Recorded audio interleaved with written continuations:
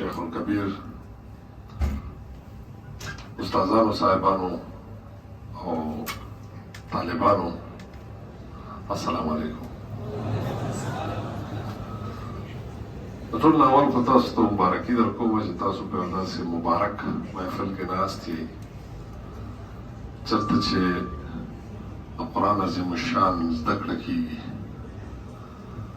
او د پنجپیر مدرسه زمونږه نه یوازې د پښتونخوا نه یوازې د پاکستان د ایشیا یوه ډېره لویه مدرسه او د فیض یوه سرچینه ده او دا سرچینه چې ده شکر الحمدلله چې دا جاری ده او د مودو نه جاری ده. شیخ صاحب چې کله د دې بنیادونه ایښي دي نو د دې دا فیض چې دی هغه عام دی او دا کلی چې دی دا ورسره مبارک شوی دی چې کله خلک خبره کوي نو د پنجپیر مدرسه او د ثوابۍ پنجپیر نو دې علاقې برکتي کړې ده. زه خو شاعر یم او د شیخ صاحب دیدار له راځم خاص کر په روژه کې په دې ورځو کې یو خاص د فیض یو کیفیت زیاتی نو زه چې د شیخ صاحب حکم دی یو څو شعرونه به ته ووایم او دوه څلور خبرې به سره وکړم. اول به د حمدیه شعرونه ووایم او بیا به ته یو څو نعتیه شعرونه ووایم. زه تږی کېږم په ژوند کې ګام په ګام خالقه زه تږی کېږم په ژوند کې ګام په ګام خالقه تر مور ګډک ساته زما د برخې جام خالقه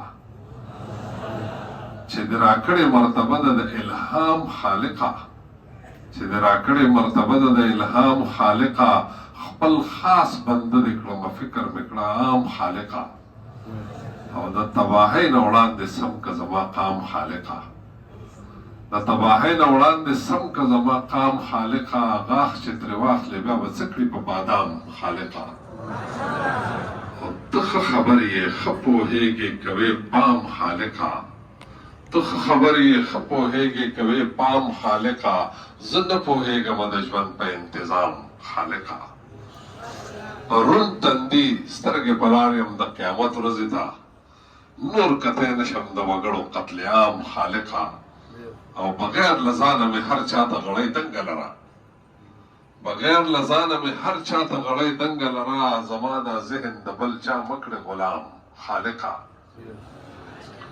او چا د نفرت په نوم په صدق د ایمان راوړی چا د نفرت په نوم په صدق د ایمان راوړی څوک سنګسارېږي تل د مینې په الزام خالقه او دا د مانو سمندرونه دې له کومې راوړل دا د مانو سمندرونه دې له کومې راوړل ای اباسینه سخنوره د کلام خالقه. صنعتیه شعرونه دي صلو علیه و آله. یو لک سلیریح زره زیات و کم پیغامبران یو لک سلیریح زره زیات و کم پیغامبران ستا ذات پکې د نور غوندې روښان ښکاري روښان دنیا کې بې حسابه متقیان پرهیزګاران هر څومره چې وتلي دي ولیان که بزرګان منلی یې د مینې سرچینه پکې یزدان ستا ذات پکې د نور غوندې روښان ښکاري روښان یو ته یې چې د نشته د مثال نه د ثاني نه ستا غوندې د بل چا د کردار ګل افشاني اتلس زره قامه کې اربونه انسانان ستا ذات پکې د نور غوندې روښان ښکاري روښان په هر ذکر مذکور کې ته آغاز او ته انجام د خاص و خاص الخاص یې او د عام و عام العام گویا دی د انسان د عظمتونو سراخوان ستا ذات پکې د نور غوندې روښان ښکاري روښان صادق وي او امین وي او هر چاته په زړه سپین صادق وي او امین وي او هر چاته په زړه سپین خوږو ته به شیرین وي خو ترخو ته هم شیرین قربان د اباسین غوندې یو سل درنه قربان ستا ذات پکې د نور غوندې روښان ښکاري روښان یو لک سلیریح زره زیات و کم پیغامبران ستا ذات پکې د نور غوندې روښان ښکاري روښان. مننه. زه چونکې تاسو د قرآن په مجلس کې ناست یې د قرآن محفل چې دی دا ډېر عظیم الشان محفل دی او د دې په هکله باندې ما سوچ کوم ما وی چې دا کوم خلک چې قرآن زده کوي، کوم خلک چې علم زده کوي، دا خو د پیغمبر صلی الله علیه وسلم په ارشاداتو عملونه کوي، ځکه چې ځانګونه تر له حده علم حاصل کا، او د علم حاصلول په هر مسلمان نارینه او زنانه باندې فرض دي. او بیا په تیره رب زدنی علما، په دې بنیاد مونږ علم زده کوو. خو چې کوم خلک علم نه زده کوي نو د هغې مثال داسې لکه شاړه ځمکه، یعنی هغه ذهنونه داسې پاتې شي لکه شاړه ځمکه، نو په هغې کې سخابوټي راخیږي، دا زمیندار پرې پوهېږي ډېر ښه، سخابوټي پکې راوخیږي، نو هغه ځمکه چې ده د هغې هغه ښه طاقت چې دی نو هغه بوټي خوري چې هغه بوټي د کار نه وي، د فایدې نه وي. نو څوک چې زده کړه کوي نو هغه خو خپل صلاحیتونه د ځان هم په کار راولي او د انسانیت هم په کار راولي، الله مو پېژني او ځان هم پېژني. او چې کوم داسې خپل مازغه پرېږدي نو هغه وزګار مازغه د شیطان ګوري، نو بیا مطلب دا چې شیطاني وسوسې او شیطاني خیالونه ورته راځي. او د چا سره چې سم وي نو بس هغه د هغه د ذات د شخصیت نه ښکاره کېږي، چې څوک خوشحاله وي نو هغه نورو خلکو له خوشحالي ورکوي، څوک چې غمجن وي نو نورو خلکو له غمونه ورکوي.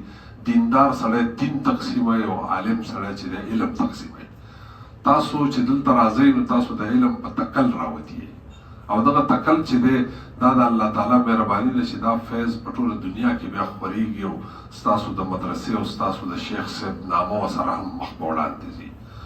په ژوند کې چې څه هم چاله په لاس ورشي نو په کار دا ده چې هغه هضم کړي، چې د کار څیز وي، چې کله د کار شی نو خلک هضموي که نه. څوک چې کله ډوډۍ نشي هضمولی نو خېټه یې خرابېږي، څوک چې کله مال نشي هضمولی نو هغه ریاکاري او تکبر پکې راشي، څوک چې خبرې نشي هضمولی نو هغه کې چغلي او دغه راشي، عیبونه پکې ښکاره شي، غیبتونه کوي د خلکو. څوک چې د صفت او ستاینې د هضم کېدو نه وځي نو هغه بیا کې غرور راشي، غرور چې د چا صفتو کې او هغه نشي هضم کولی نو غرور پکې راشي. څوک چې د چا خامۍ بیان کړي، خامۍ بیان کړي، نقص د پکې وښیي نو هغه بیا په تا کې دشمني را پیدا کړي. غم چې څوک نشي هضمولی نو هغه مایوسه شي، هغه بالکل د مایوسۍ ګړنګونو ته وغورځېږي. څوک چې طاقت او اقتدار نشي هضم کولی نو هغه مطلب دا دی چې نورو ډېرو خطرو سره مخ شي. نو مونږ په کار دا دی چې د دې علم د هضمولو، د دې د عملي کولو، د دې د په کارولو نه کار واخلو. چې تاسو کوم علم زده کوئ، شیخ صاحب چې کوم تاسو ته په کینټو کې کوم علم وښیي، دا علم تاسو په هفتو په کلونو باندې خور کړئ او د دې نه نور کار واخلئ او نور کار واخلئ، ځکه چې دا د قرآن علم دی او قرآن چې دی هغه سرچینه ده د ټولو علمونو. او زمونږ د علمونو دا سرچینې چې دي دا هله مونږ سر کولی شو چې مونږ د زغم، برداشت او د ناکام نه کار واخلو. او رحمان بابا وایي چې قناعت میں تر خرقې لاندې اطلس دی، قناعت میں تر خرقې لاندې اطلس دی، پټ د درس جهان بادشاه ظاهر گدا ہے. یعنی ماله چې الله تعالی کوم صبر راکړی دننه چې په ما کې پروت دی نو دا داسې دی چې باښکاري خو نه، خو دا اطلس دی، ډېره قیمتي کپړه چې لکه سړي د کمیس لاندې اچولي. نو دا صبر چې دی دا زما سره د ټولو نه لوی دولت دی. نو که بهر زه ملنګ ښکارم خو دننه زه بادشاه یم. او صبر چې دی دا نیم طریقت دی، نیم طریقت په صبر کې دی، نیم ایمان چې دی دا په صبر کې دی. چې چا د صبر په دولت باندې شیخ صاحب په وختي ډېره ښکلې خبره وکړه، زه ډېر خوشحاله شوم چې زمونږ تارونه یو دي. شیخ صاحب په ډېره تفصیلي خبره وکړه. نو صبر چې دی چې څوک په غم او په تکلیف کې صبر کوي نو هغه صدیقان خلک وي، هغوی د زغم او د برداشت طاقت ومومي. د نعمتونو زیاتوالی هم یو ازمایښت دی، د مال او د اولاد او د طاقت زیاتوالی هم یو ازمایښت دی. او دغه وخت غفلت نه دی پکار. صبر الله ته پام لرل دي، صبر چې دی د الله سره تعلق پیدا کول دي، صبر د الله شکر ایستل دي. نو په ثابت قدمۍ بندگی کول، استقامت ساتل، مستقل مزاج اوسېدل، د ګناهونو نه ځان ساتل، خواهشات قابو ساتل، د نورو لخوا د ورکړي شوي تکلیف او اذیت باندې صبر کول او بدل کې د حد نه نه تېروتل. بهتره دا ده چې معاف کړی شي، او که معاف نه وي نو په بدل کې د ډېرې نرمۍ او د ډېرې کمۍ نه کار اخیستل، د الله د لوري پر راغلي مصیبت او بلا باندې صبر کول، لکه بیماری، مرګ، تنګي او سختي، دا ټول څیزونه چې دي دا د صبر دپاره زموږ سره موقع دي چې موږ ته فایده اوچته کړو. او څوک چې دغه صفت صبر خپل کړي د الله محبوب شي، صابر ته د حقیقت نه پردي اوچتېږي، هغه عارف شي، هغه الله وپېژني، رازونه ورته ښکاره شي او رازونه پټ ساتل پکار دي. ځکه چې حافظ الپوري صاحب وایي چې منصور سر ظاهرو سلی ته وخوت. منصور سر د اسرار واحد دی. منصور سر ظاهرو سلی ته وخوت، د خلا خبرې کله په ملا شي. یعنی د خلوت خبرې چې دي ښکاره خلک نه کوي، پټې خبرې خلک په محفل کې نه کوي. نو چې کوم ستاسو روحاني کیفیات دي نو په ځان کې دننه ساتئ، د ځان پورې محدود ساتئ او د صبر، زغم او برداشت په ذریعه ژوند تېروئ، یقینا چې ډېر کامیاب وئ. زموږ شیخ صاحب چې دی زموږ یو ډېر لویه هستي ده او دا ستاسو دپاره ډېر تبرک دی، ډېر برکت دی چې دوی موجود دي او زه موجود یم. زه پخپله په دې هڅه راغلی یم، په دې مینه راغلی یم چې دوی ووینم، دیدار وشي، تاسو ووینم. زه ډېر خوشحاله ځم او چې دا کار په کوم رنګ کې روان دی، ورځ په ورځ د وده کوي، ورځ په ورځ خورېږي، ورځ په ورځ زیاتېږي. نو زه ډېر فخر کوم او ستاسو د کار ته، ستاسو د مشرانو ته ډېر زیات داد ورکوم. او دا ستاسو قلمونه چې دي، دا ستاسو ذهنونه چې دي، دا ستاسو علمونه چې دي، دا ستاسو وسله ده. تاسو خپله وسله چې ده هغه د قلم په ذریعه استعمال کړئ. تاسو په دې وطن کې د قرآن په ذریعه امن راولئ. تاسو دې وطن کې د مینې محبت په ذریعه امن راولئ. ستاسو امن چې دی دا مستقل امن دی، دا د الله تعالی غوښتنه ده چې داسې وشي.